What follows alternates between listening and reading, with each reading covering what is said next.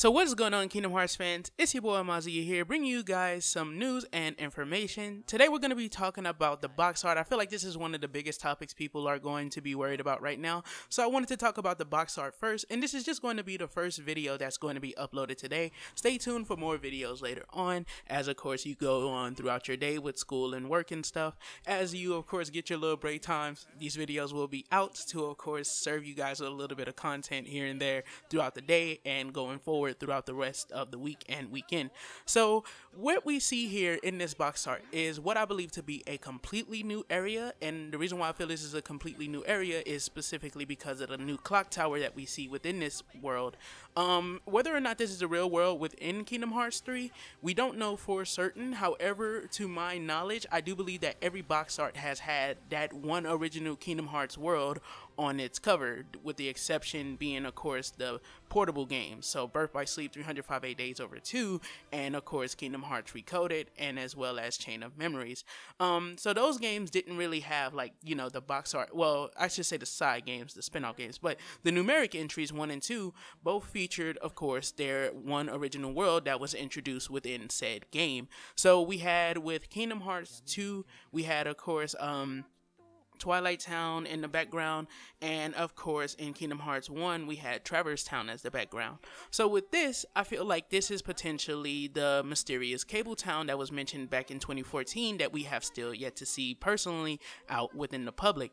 Now there's a few details also hidden within this. So of course if you look at the clock tower itself, a lot of people pointed this out to me. The clock is actually pointing to 7, I think it was, people were saying it was pointing to 7:30, and well, not 7:30, but it was pointing to 7:13. And then when it comes to Sora and Mickey, we can see that Sora is actually holding what we know to be Mickey's Keyblade, the Kingdom Key D, and Mickey is holding of course Sora's Kingdom Key. So this is a very polarizing thing because of course these two Keyblades come from two very different areas, and you know, as far as how the fans think of them, we think of them to be pretty different Keyblades, such as of course the Kingdom Key D being a Kingdom Key for the Realm of Darkness, as that's where it originates from, and also potentially it may have the power to control certain elements within the darkness and things like that. So when it comes to these two Keyblades and stuff being switched between the two characters, who knows if this is something that's story based or was this a mistake that was made by someone, although it seems too elaborate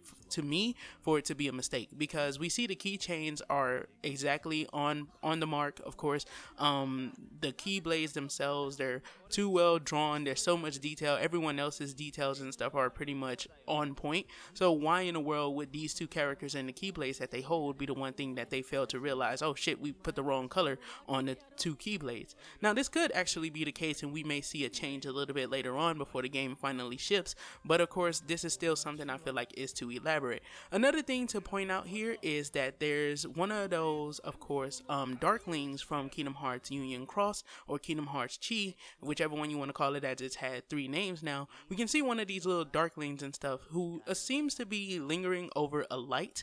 This light is in the form of a star, and a lot of people was bringing this up, and they think that the star is a Palpu fruit. I don't know if it's a Palpu fruit. I feel like it's basically pretty much probably Lux, or if not Lux, then it probably just represents, like, you know, just something in general, like the sun or something like that. It's just a star, and of course the Darkling is lingering over it and stuff and trying to, I guess you could say, grab it or hold on to it, is more so representative, I think, of what the Darklings actually are, as their characters, or Keyblade wielders, I should say, to be more specific, that fell to the darkness by trying to, of course, keep the light to themselves. So, you know, he's off over in his own, on his own little side, holding the light and stuff off to himself. But we also can see that this light also illuminates part of the area, while the rest of it seems to be covered in darkness, the top more specifically. And we also see the logo for Kingdom Hearts that sits right there, and I think that that's representative of course Kingdom Hearts itself, the actual world. So with all of the details that we can see so far, of course I'm seeing what I think to be Cabletown.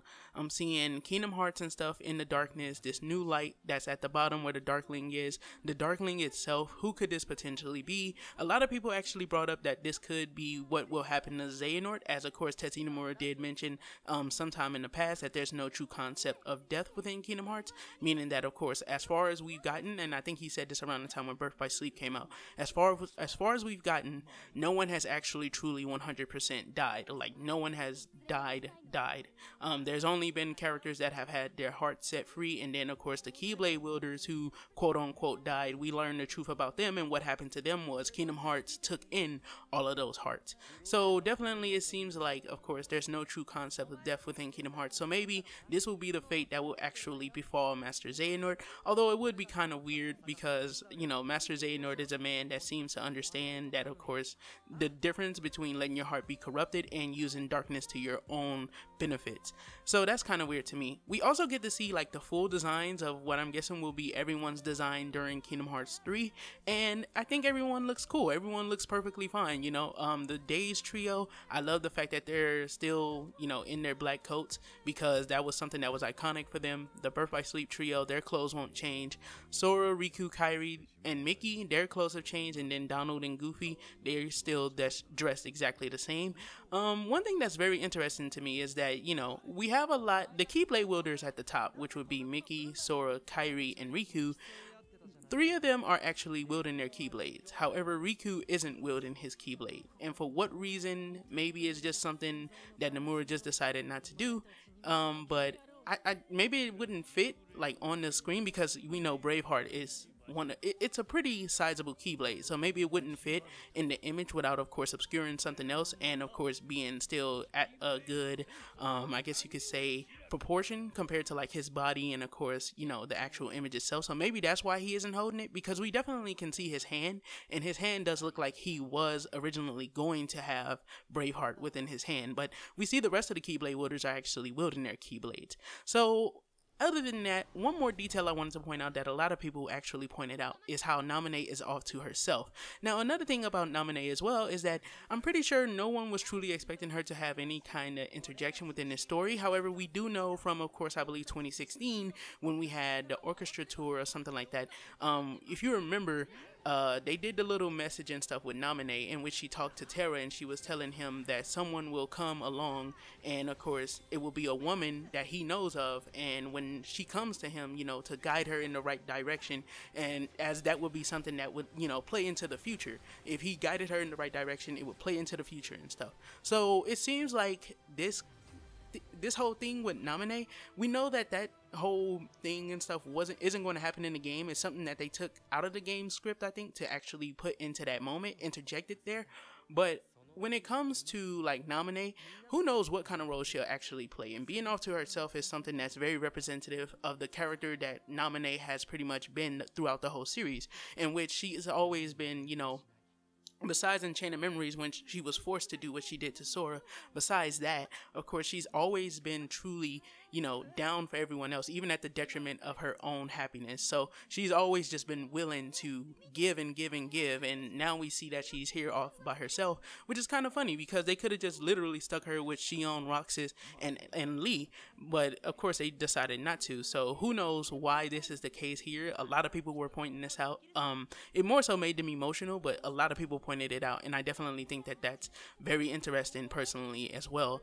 When it comes to the BBS trio, I'm loving that they kept their designs. Like, I honestly love their designs. Their designs were perfect. I actually like all of their designs more than I liked like Sora's and Kairi's. However, Riku had my favorite design, period, in Kingdom Hearts 2. So definitely I'm happy that they kept those designs. I'm happy for the, of course, Days trio, and the new trio look is fucking amazing.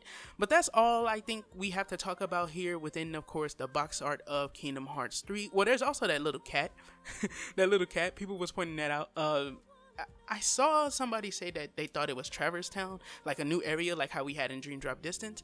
But I think that that's actually representative of Tetsuya Nomura's own cats. As you know, Tetsuya Nomura spoke about this, I think, last year in 2017 when he was talking about how he has cats now and he was gonna find some way to like integrate them into Kingdom Hearts 3. Like, I think that's what this is. I think that's one of his cats. But this has been all for the box art. Of course, more videos will be coming later on. Just giving you guys a little bit of my thoughts on it. The real thing and stuff about this is, the real two things to take away from this, is the Darkling and of course the two Keyblade changes. Why is that the case? Is this something just for the box art or something that will play into the actual story itself? And I guess that's the two big questions. How do you feel about the Darkling and of course the Kingdom Key D and Kingdom Key being switched between Sora and Mickey? So let me know what you guys think about that. This is being boy Amaziah. Don't forget to do a little A-class gaming in everything you do. Don't forget to keep it A-class. And I will catch you guys in the next one. Peace the heck out. What's left of me? What's left of me? And you and I, there's a new life.